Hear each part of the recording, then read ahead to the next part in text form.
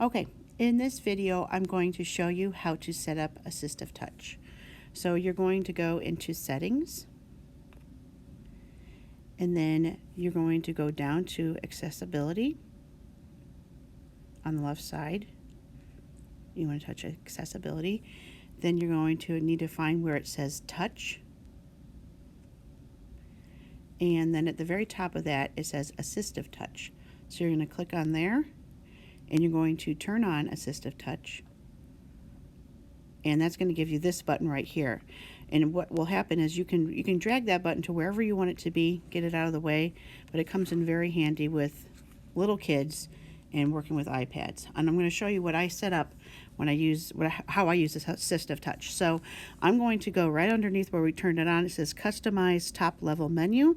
I'm going to turn that on, and it has all these icons, and I don't really want all those. I don't want all those buttons to be on the Assistive Touch. So I'm going to click where it says 6 icons. I'm going to click on the minus button and take it down to just 4. And then I'm going to customize those. So I'm going to start off with the top one where it says custom. I'm going to change that from custom to volume up, so they can turn their volume up just with this button. And then I'm going to click anywhere outside of that menu and go down to Control Center and tap there. I'm going to change that to volume down and tap anywhere outside of that menu. Then where it says gestures, I'm going to change that to, I'm going to change it to screenshot, which comes in handy when you are doing anything you need to just get a picture of and load it up. It will end up in a screenshot. Will end up in your it takes a picture of whatever's on your screen and then ends up in your photos. So I'll get out of that menu, and over where it says device, I'm going to change that one to lock rotation. And this is important when it comes to lock rotation. Let me get the correct one. What will happen is if you don't want your screen to continuously keep flipping on you because you're trying to position the iPad, or if you get a video that's one way and you need it to be the other way, then you can lock rotation and move your iPad to set it up however you need it to be. And the last thing I'm going to do, so I'm going to go back at the top where it says Assistive Touch in blue.